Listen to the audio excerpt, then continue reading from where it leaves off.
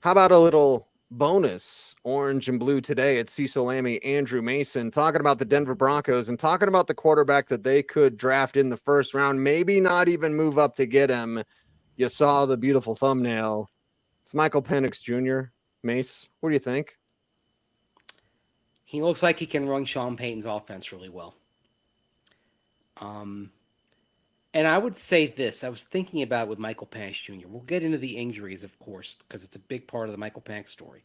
Right. Two torn ACLs, injuries to both shoulders over the course of his college time.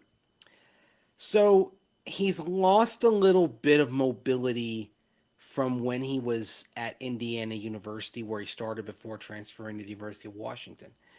But I feel like he's adapted wonderfully because what we saw Monday night and what we've seen as this season has progressed is that when he's asked to operate from the pocket, this is somebody who looks very comfortable, can make all the throws, and oh, by the way, also has an advanced understanding that a tight window is enough of a window. Some of these college guys, they come out and they get to the pros and they think they need these huge windows, and so they hold it, hold it, hold it.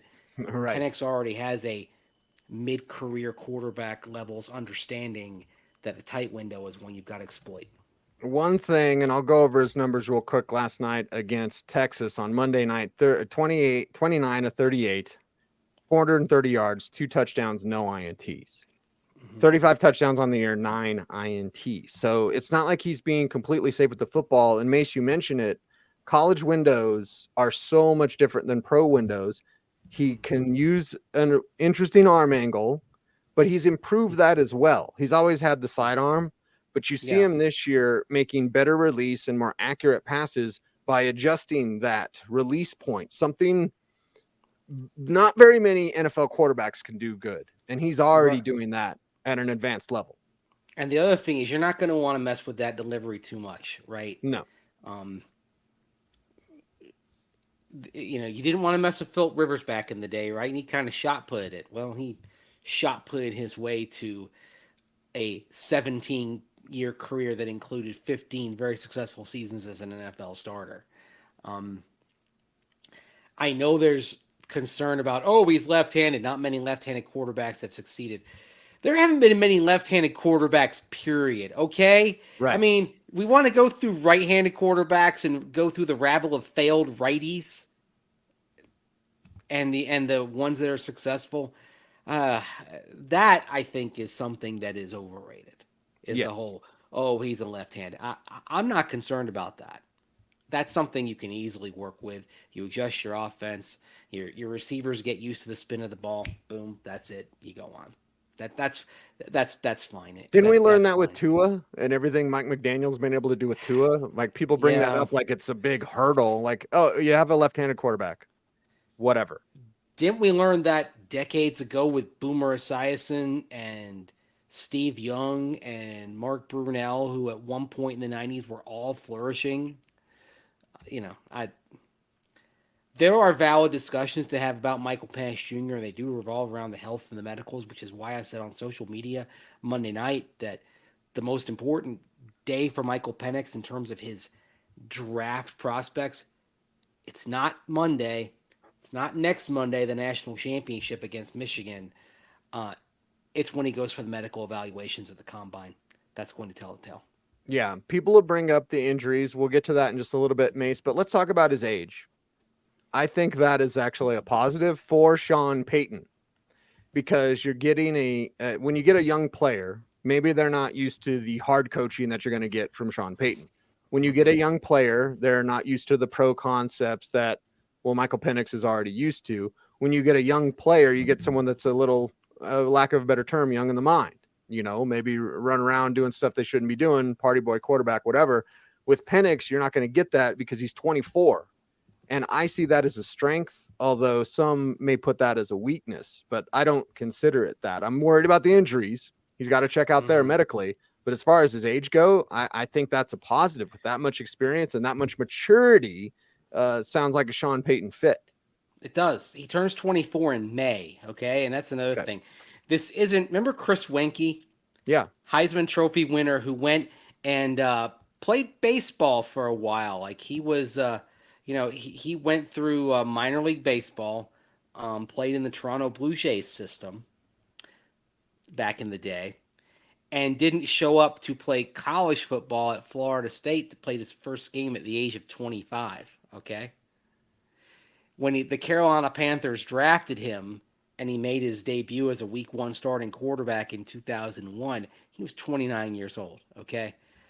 That's an age concern. Right. Brandon Whedon, to have a more recent example, very much on the Broncos draft radar in Yes. 2012 I believe before he they was signed Peyton Manning. 27. How old was he when he came into the league? As a first round pick, by the way. 28 when he was drafted. 28. Okay. Another guy who went through and played baseball, drafted by the Yankees, also in the system of the Dodgers and the Kansas City Royals. Then why do people talk about Penix like he's 100 years old? I don't know. That's the thing. Actually, let me just check something here. As you would say, hold please. Hold please. Remember how concerned everyone was about Garett Bolles, right? Mm-hmm. Garett Bolles made his NFL debut at age 25. 25. Yep. Older than Michael Penix Jr. And think about this with Garett Bolles. All the consternation about that pick at the time. You go through the Broncos' first round selections, basically post Von Miller through, I would even say, through until Pat Surtain. Mm-hmm. Garett Bolles is the best selection. Respect to Bradley Chubb, 2018. Right. Garett Bolles, the guy they said, oh, he's too old, 25 years old when he makes his debut, turned out to be arguably the Broncos' best pick in the first round of first round picks in a 10 draft span. So I think this is something. He's 24 years old. Hendon Hooker was 25, right, when he came through last year, and the Lions drafted him to be a backup. Or their future. Yeah, potential future there. I'm not a list of things I'm concerned about with Michael Penix Jr. Being 24 years old, if he makes his debut this season, I'm not concerned about that at all. Well, let's get into the concerns then. With his knees. Is it his knees or his shoulders? Because honestly, Mace, I could make the argument that it's his shoulders that are more of a concern. Knee construct in the way, this is in the 90s, baby. Like, knees are going to go. It's not Terry Allen, right? Miss a year, shred his knee. Miss a year, shred his knee. But he's had 2 ACL injuries. And, yes. I mean, different position, but we were reminded on Sunday with old friend Bradley Chubb of the Miami Dolphins how those ACL issues can add up, because now he's dealing with a third ACL injury. Right. Going back to all the way back to high school. But that being said, he's a quarterback. You can adapt around it. He's a pocket quarterback. Again, he can take off and get a few yards when you need him, and he can escape. He is going to be a pocket quarterback. Okay? And he's going to go through his progressions. By the way, I know you want to hear this. Makes full field reads. I was just going to say it. Yes. One of our favorite things in the world, a quarterback who can scan and see the entire field and process the entire field. He has that. Mm-hmm. But yeah, the shoulders, that's going to be a concern. Now, he's had one injury to each shoulder. So it's his right shoulder and his non-throwing shoulder. He's a southpaw, lefty, also the throwing shoulder. That's what's going to come under scrutiny, I expect, when he has those medicals. And I think they'll look at the knee as well, just to make sure that there aren't signs of anything more serious. But I think but really the shoulder is what's going to be all about. Now, that being said, hey, throwing shoulder injury, you know who has had a quarterback who was very successful after a throwing shoulder injury? Sean Payton. That's when he signed Drew Brees after, I believe it was John Lynch. It was John Lynch. The regular season finale for the Broncos against the Chargers, 1995 in San Diego. A very, he came on a safety blitz, and he injured Drew Brees' shoulder, which put his future into question. But Brees was slinging passes for the Saints after signing there as a free agent a few months later, and he had a Hall of Fame career, right? So if the medicals check out, Sean Payton's not going to be afraid of that. Not one bit. No, and multiple 5,000-yard seasons with Drew Brees, something that was only done once in 1984 with Dan Marino. And then Brees did it, what, like 3, 4, 5 times, whatever the number is. Like, yeah. And if we're talking about slinging it, last couple of years, Michael Penix, 4,641 yards in 2022, 4,648 yards in the 2023 season. Now, we're not box score people when it comes to evaluating quarterbacks and scouting. But you look at how, he threw it 554 times in 22, 504 times in 23. All right. So this tells you that even with the shoulder injuries, this arm can handle a heavy workload. And as we saw last night, he can make all the throws. Yes. Like he can fire a red zone bullet. He can also put a lot of touch on it as well. Remember Teddy Bridgewater a few years ago struggled in the red zone. Big part of that why was he didn't have no the pepper. howitzer. Yeah, no pepper. No pepper. It's why Drew Locke, you watch training camp practices and it was all pepper. The red zone days belong to Drew Locke because he could put some more hot sauce on that thing. Teddy Bridgewater couldn't. Right. Well, Michael Penix has both. He's got a lot of tools on his belt. That's one thing. Like you really like the variety of throws that you see from him. You see that you see the lasers. You see the timing and placement. You see the anticipatory throws. Now, does he have an excellent core of wide receivers at his disposal at UW? Yes, he does. Let's not deny that. Has he helped make them a bit better? Yes, he has. Mm-hmm. It's much like we saw. Yeah, two things can be true at the same time. Well, much like we saw with C.J. Stroud. Mm-hmm. And like, oh, he's got a bunch of guys to throw. Yeah, huh? But he's also C.J. Stroud. Yes.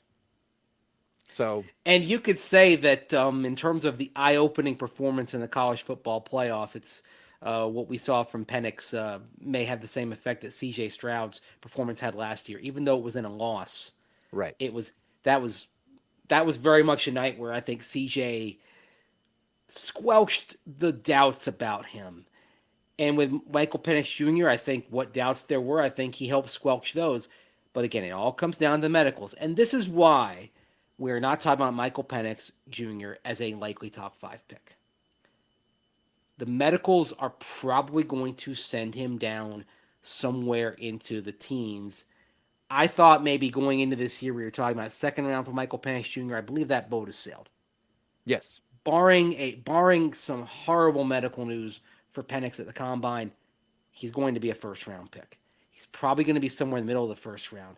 And depending on what happens Sunday with the Broncos and their result against the Raiders, yes, the Broncos might have to trade up if they really want Michael Penix Jr.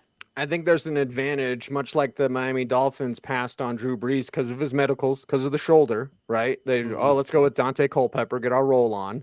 That was a mistake. And again, medical technology is much better today than it was with Drew Brees. Now, it wasn't that long ago, but they've made strides there. So teams might just take Penix off their board, advantage Denver. Yes. You're kind of hoping that if that's the quarterback you want, and part of it also, let's make this clear. I think a desire for Michael Penix is not just seeing that he can run the offense. It's also that they don't want to blow this team up. They would prefer not to trade Pat Surtain II, for example. They would prefer not to trade PS2 to move up and take a quarterback. An ideal situation is the Broncos, can get Penix without a trade. Or if there's a trade involved, it's a moderate trade. Like it's, all right, we'll give you a second rounder next year, right? That's fair to move up a couple of picks. Yeah. To make sure you get the quarterback. But if he's the guy you want, you have to be prepared to maybe even do more than that. And look, if you say we have to give up next year's first round pick to get to Michael Penix Jr. and take him, if you believe in him, you do it. That's one thing I'll probably say a lot over the next few months. If you believe in a quarterback prospect, if you have a conviction on a quarterback prospect, don't sit there and wait. And this is where Sean Payton's psychology is really interesting because he has talked about how he had a really high grade on somebody named Patrick Mahomes back in 2017. And if he'd fallen a little bit farther, even with Drew Brees getting toward the end of his career, would have been inclined to take Patrick Mahomes. Yeah, and could have That been would an have changed a Alex lot. Smith type of situation where you just sit him and you wait. And if you find your guy, you go get your guy. You mentioned Mahomes, so I'm going to bring it up, and I'm quickly, feverishly typing in at prosportstransactions.com because I don't know. Mace, you might know. What did Kansas City give up to get Mahomes? They moved up 16 spots with Buffalo, by the way. But do we remember what they gave up? I'm looking at it right now. Does anybody remember? And do Chiefs fans even care what they gave up? Well, there was a first round pick involved, obviously, because but let's look at the trade, okay? Okay. I have it So right they here. give up 2 firsts, move up for a first, move up 16 spots, and a third. You want the names of the players? You want me to read them, or you want to read them? You read them. So Buffalo ends up for Pat Mahomes basically getting Tre'Davious White, a 2018 first rounder, Rashawn Evans, and then a 2017 third rounder, John Johnson III. Do Chiefs fans even care? No. No. And the funny thing is Buffalo ended up pretty happy as well, right? Yeah, they got their guy the next year. End. Mm-hmm. So when you find your guy, you go get your guy. And if you're Denver sitting there at 14, we have yet to see what happens with Kyler Murray. We have yet to see what happens with Justin Fields, with Chicago having that number 1 pick. But you're getting the 4th quarterback. He's everybody's 4th quarterback, most likely. In where we might see 5 or 6 quarterbacks in the first round. Yeah, it's looking that way. I'd say right now I feel pretty good about 5 QBs. And Caleb Williams, Drake May, they're the top 2. 1 and 2. Jaden Daniels is the clear QB 3 out of LSU.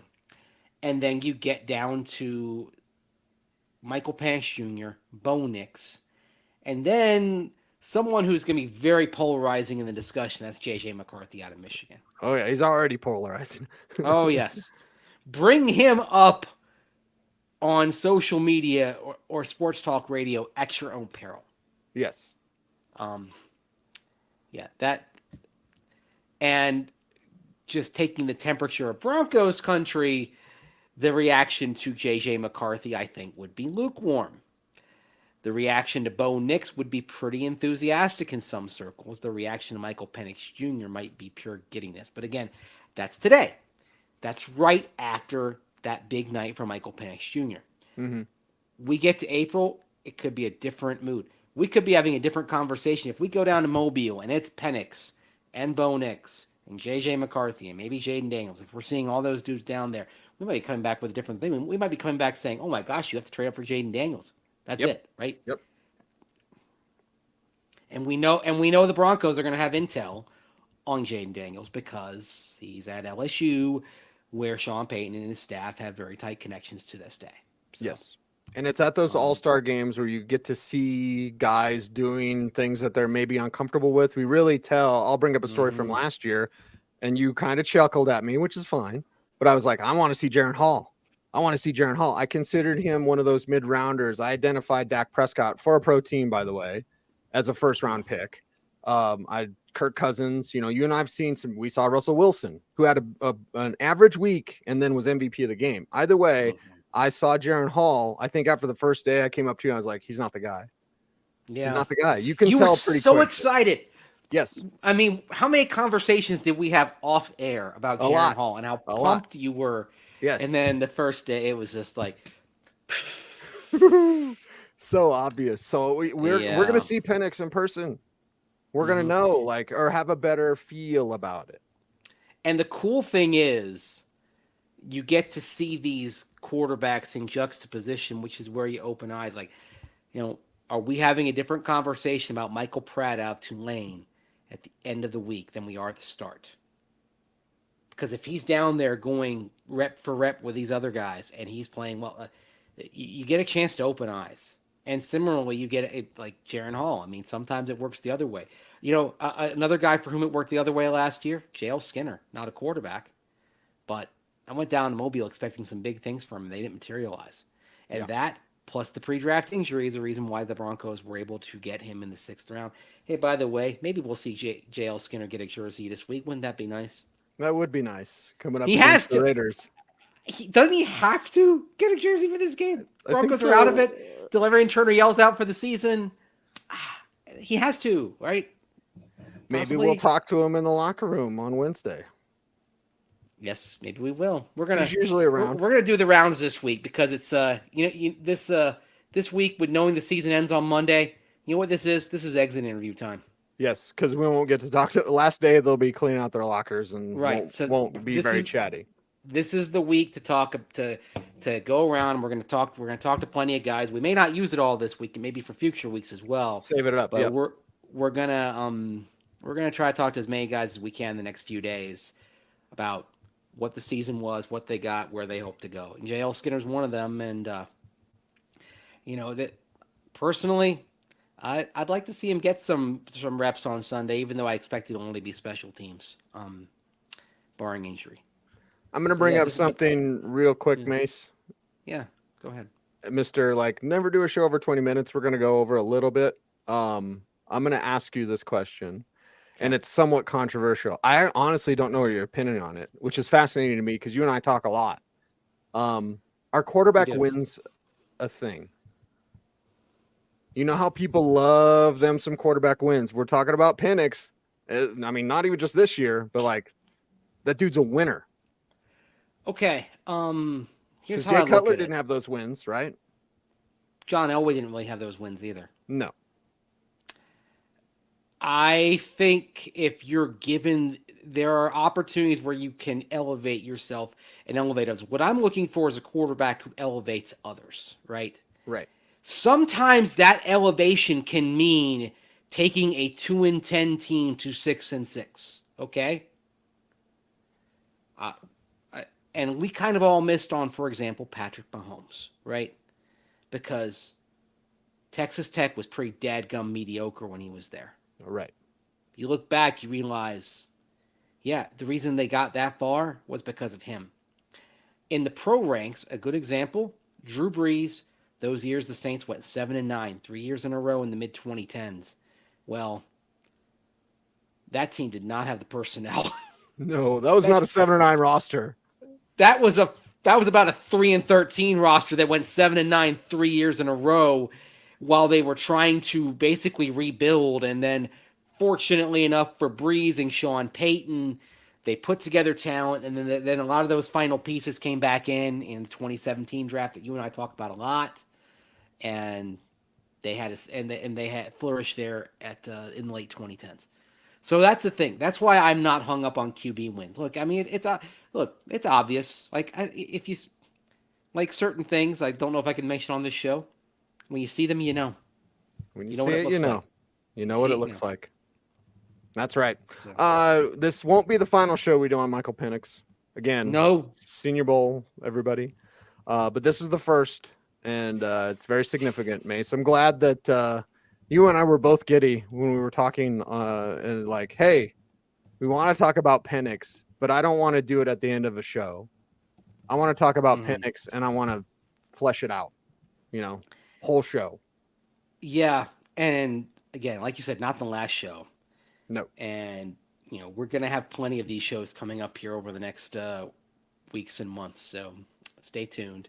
And we'll dive in deeper. And hopefully talk to a bunch of these guys as well. If not, talk to them personally. We'll be getting sound from them at the combine and things like that. So we're gonna be busy. A lot of long yap, as you'd say, coming up for you here on Orange and Blue today. We're gonna be your eyes out there on the NFL draft scene. He's eyes Andrew and ears. Mason. Follow eyes him. Forward, ears to the ground. Hands on the wheel, eyes on that road. Hands, eyes. Hands, eyes. 10-2, right? Yep. I think that's Dana Carvey and Opportunity Knocks. Yes. Mm-hmm. Hands on the wheel, eyes on that road. Hands, eyes. Underrated. It's like his only movie that he got to be the guy and it bombed. I like it. He didn't have leading man stuff, I guess. It's, but it's weird how that's determined, right? Right. Great impressionist. That's the thing. He lived off that George Bush impression forever. George Bush. And then the one that kind of really has been immortalized is the Tom Brokaw impression. Mm-hmm. Because of the Gerald Ford sketch, which he actually did on his show. Right. Another thing that, again, he had a star turn on an opportunity knocks, and he had his own show, and both of them bombed. Right? I mean, it happens sometimes. He did the Tom Brokaw, Gerald Ford sketch on the show, but he also did it on Saturday Night Live, where he's going through the death announcements. Gerald Ford was mauled in a convenience store by a circus lion. Okay, the double story, Tom. A fireball engulfed France today. Gerald Ford is dead. Oh. It's classic. Look, Tom, you're the one who wants to spend the winter in Barbados. We're just trying to make sure we got this covered. You want Stone Phillips to break the story? Okay, fine. Okay, well, that's fine. That's right. You never know what you're going to get. Orange and Blue today. Help us out on YouTube. Like, comment, share, subscribe. Hit the notification bell so you never miss a vid. He's Andrew Mason. I'm Cecil Lammey. OBT's a BFD. We appreciate you all. Thanks for watching. Stay tuned and stay frosty.